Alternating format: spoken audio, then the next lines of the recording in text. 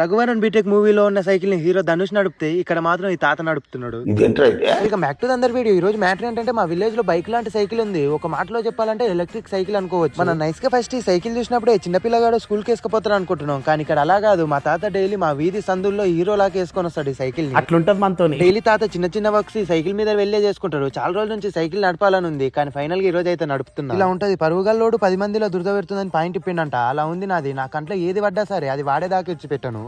ఇక ఈ సైకిల్ నడుపుతుంటే మామూలు ఫీలింగ్ రావట్లేదు. అసలు సౌండ్ వస్తలేదు సైకిల్ నుంచి. ఇలానే ఇంటికి తీసుకుపోవాలనిపించింది. కానీ తాత తంతాడు.